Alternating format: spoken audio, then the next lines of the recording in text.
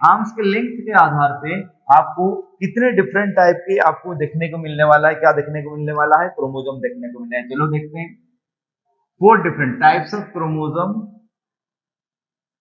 Types of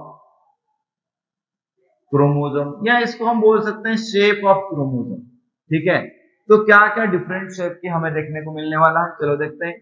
अगर दोनों arm यहाँ पे देख रहे हो आप, मैंने कोशिश किया है दोनों आर्म को इक्वल बनाने की।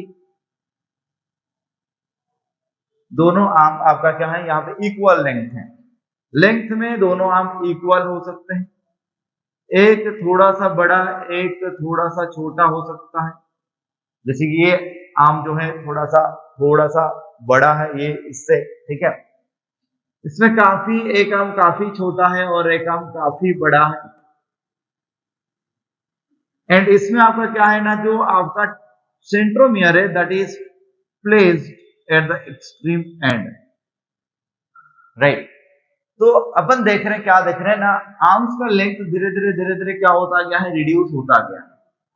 तो इस पे अगर हम बात करें कि ये 4 टाइप के आपको क्रोमोसोम देखने को मिले, अगर दोनों आर्म इक्वल लेंथ है, upper as well as lower arm दोनों के दोनों इक्वल लेंथ के हैं, तो इसको अपन बोलते हैं मेटासेंट्रिक क्रोमोसोम। क्या बोलते हैं, मेटासेंट्रिक क्रोमोसोम, राइट। दोनों आर्म अगर इक्वल हैं तो क्या बोलेंगे, मेटासेंट्रिक।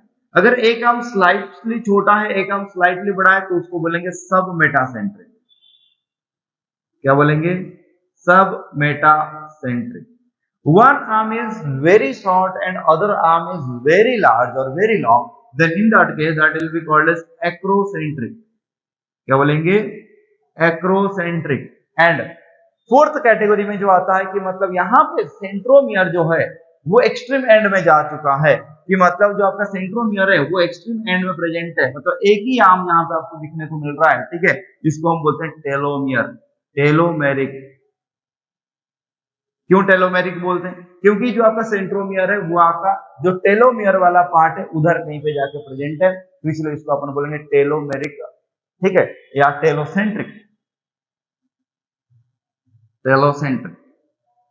ठीक है, टेलोसेंट्रिक क्रोमोसोम।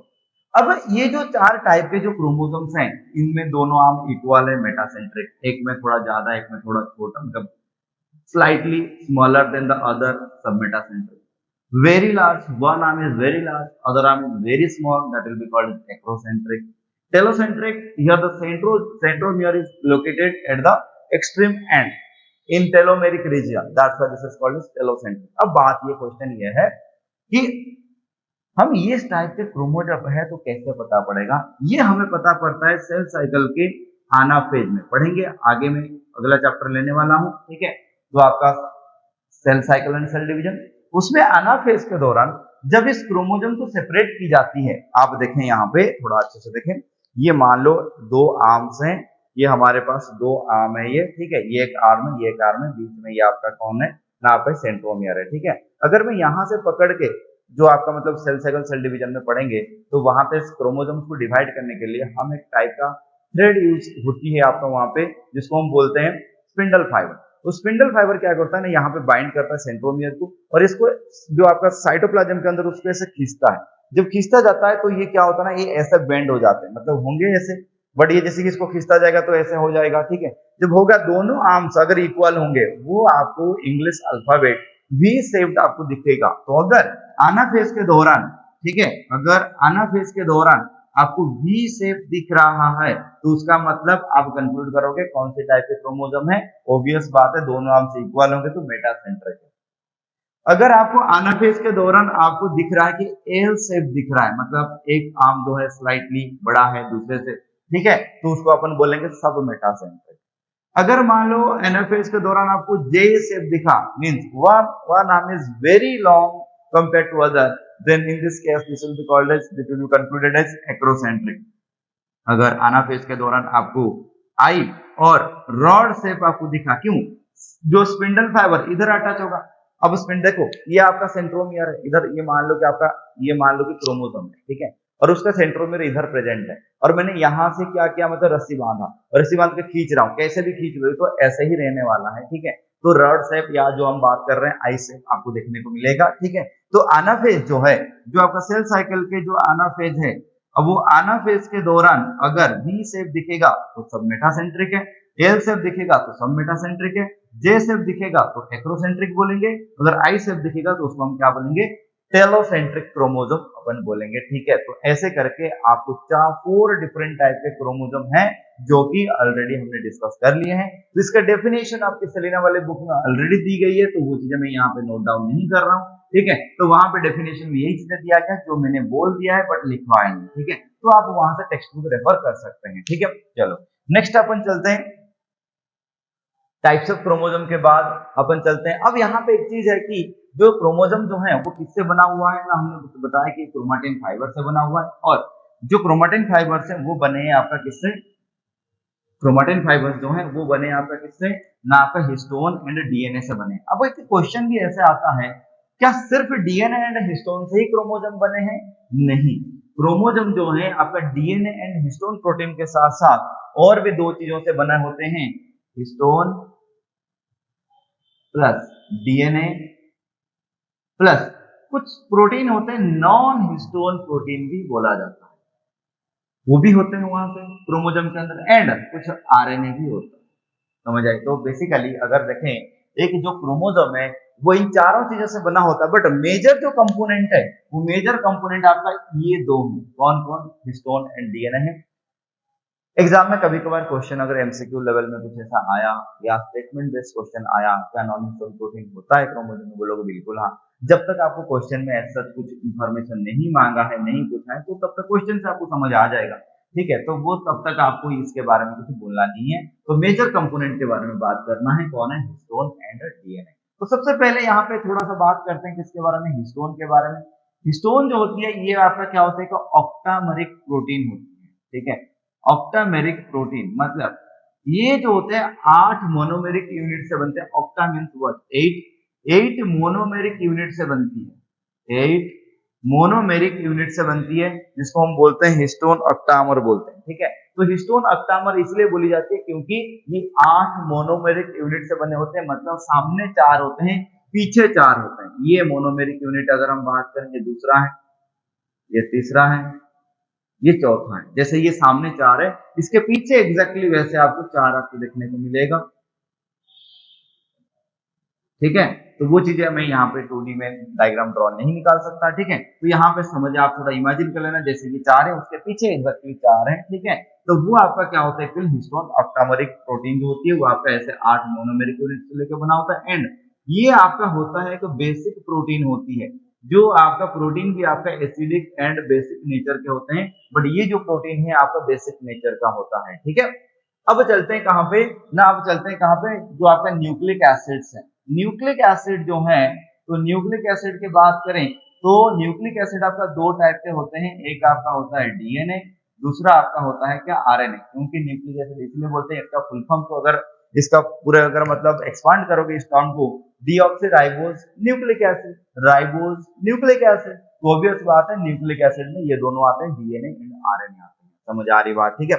अब बात यहाँ पे हमने जो यहाँ पे डिस्कस करनी है ज्यादातर, क्योंकि हमारा मेजर कंपोनेंट कौन है यहाँ पे, डीएनए है, तो ऑब्वियस बात है इसलिए हम डिस्कस करने वाले हैं किसके बारे में, डीएनए के बारे में ही बात करने वाले हैं, ठीक है। तो अभी चलते हैं कहाँ पे ना, डीएनए का डिस्कवरी सबसे पहले किसने किया ना, डीएनए का डिस्कवरी की अगर हम बात करें, फर्स्ट डिस्कवर बाय फ्रेडरिक नेस्टे। इन्होंने पहले इसको आइसोलेट किया था, फर्स्ट आइसोलेटेड दिस डीएनए, ठीक है, डीएनए को आइसोलेट किया था, बट उसके आगे और 2 साइंटिस्ट हैं, जैसे कि हम बात करें रोजालिंड फ्रैंकलिन की बात करें, ठीक है। तो इन्होंने क्या किया, इसका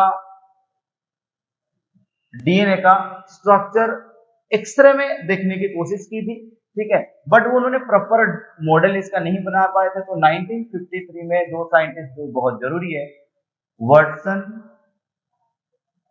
एंड क्रिक, 2 साइंटिस्ट हैं, इन्होंने डीएनए का मॉडल बताया था, डबल हेलिकल मॉडल, जो double helical model of DNA.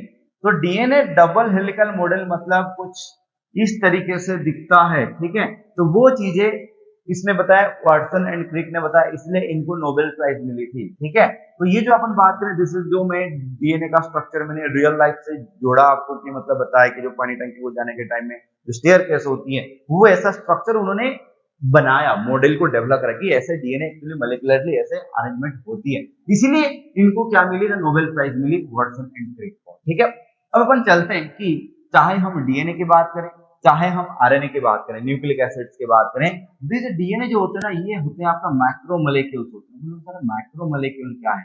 Molecule तो पता होगा, केमिस्ट्री में पढ़ा है। ठीक है, मैक्रो मतलब कि बड़ा मोलेक्यूल होता है, क्योंकि इसमें कई सारे मोनोमेरिक यूनिट आपका क्या होते हैं, रिपीटेड मैनर में जोड़ते हैं। ठीक है, तो रिपीटेशन का रेशियो अलग अलग होती है, मोड अलग, रिपीटेशन अलग अलग होती है, बट ये जो आपका डीएनए हो गया या आरएनए हो गया, दोनों के दोनों जो न्यूक्लिक एसिड्स हो गए, ये आपका बने होते हैं basic structural and functional unit से बने होते हैं, जिनको हम बोलते हैं nucleotide. Keep in mind, nucleic acids like DNA and RNA are composed of nucleotides.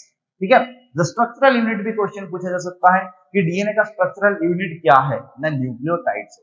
ठीक है, और ये न्यूक्लियोटाइड्स किससे बने होते हैं? तो न्यूक्लियोटाइड तीन चीजों से बने होते हैं। एक होता है आपका फॉस्फेट, सेकेंड नाइट्रोजनस बेस। क्या होते हैं नाइट्रोजनस बेस देखेंगे। ठीक है, तो यहाँ पे उससे पहले हम बात कर लेते हैं पेंटोज शुगर। पेंटोज शुगर मतलब ये ऐसा शुगर है जो कि 5 कार्बन वाला है। जैसे ग्लूकोज का नाम सबने सुना है और इसका फॉर्मूला भी सबको पता है, ऑलमोस्ट C6H12O6। ठीक है, तो ये जो आपका है वो 6 कार्बन वाला है, उसको हेक्सो शुगर बोली जाती है। ठीक है, बट ये जो आपका है ये आपका 5 कार्बन वाली है, तो जो कि अपन बोलेंगे इसको पेंटोज शुगर बोलेंगे। समझ आ रही बात? ठीक है, इसके साथ साथ और एक चीज यहाँ पे जुड़ी होती है जिसको हम बोलते हैं नाइट्रोजनस बेस। Nitrogenous base. ठीक है, तो तीन चीजों से बनी होती है, phosphate, pentose sugar and nitrogenous base. इन तीन चीजों से बनी होती है क्या? आपका न्यूक्लियोटाइड। मतलब ये जो न्यूक्लियोटाइड है, which is the structural component of the DNA as well as RNA. तो यहाँ पे डीएनए के बारे में डिस्कस करने ही वाले हैं। ठीक है, देखेंगे तो न्यूक्लियोटाइड का जो स्ट्रक्चरल यूनिट्स हैं, तो न्यूक्लियोटाइड किन चीजों से बना होता है ना, न्यूक्लियोटाइड इन तीन चीजों से बनी होती है। ठीक है, तो यहाँ पे अगर मैं पेंटोज शुगर की अगर कैटेगराइजेशन करूं, अगर मैं डीएनए के पेंटोज शुगर की बात करूं, तो डीएनए का नेमिंग उसी के अकॉर्डिंग किया गया है। तो उसमें जो शुगर है, this is called as deoxyribose sugar. Deoxyribose sugar जो कि पेंटोज शुगर है 5 कार्बन वाली है, जो कि डीएनए में पाया जाएगा। बट सेम पेंटोज शुगर जो आरएनए में पाया जाएगा, that is called as ribose sugar.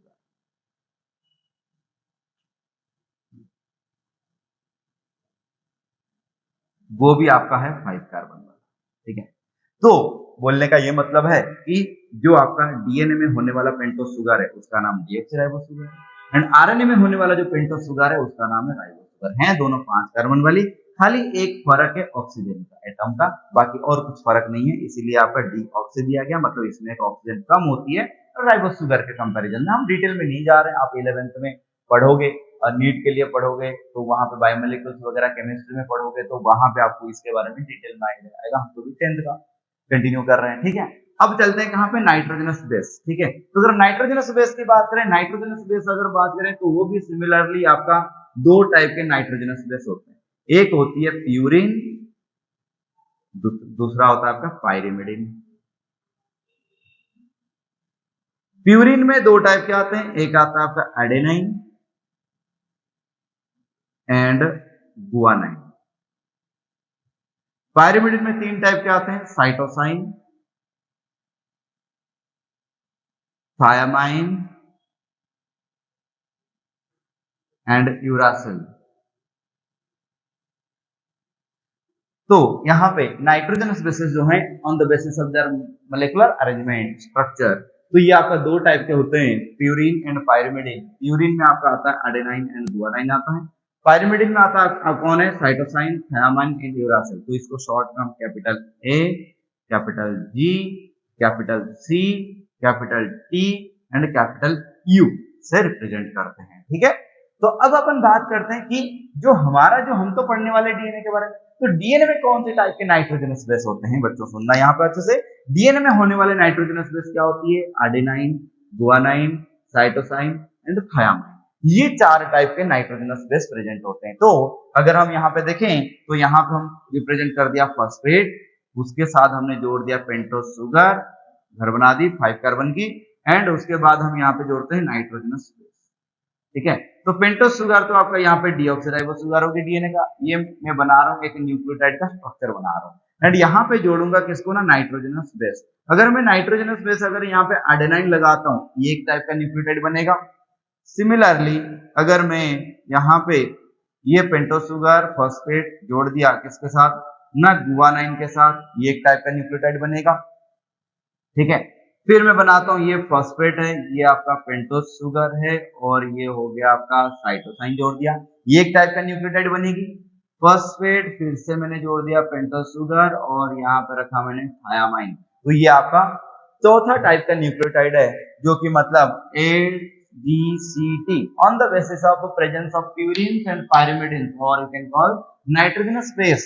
There are 4 different type of nucleotides present in DNA. DNA में कितने डिफरेंट टाइप के न्यूक्लियोटाइड्स पाए जाते हैं? 4 डिफरेंट टाइप के न्यूक्लियोटाइड्स पाए जाते हैं, जो कि आपको DNA में पाए जाएंगे।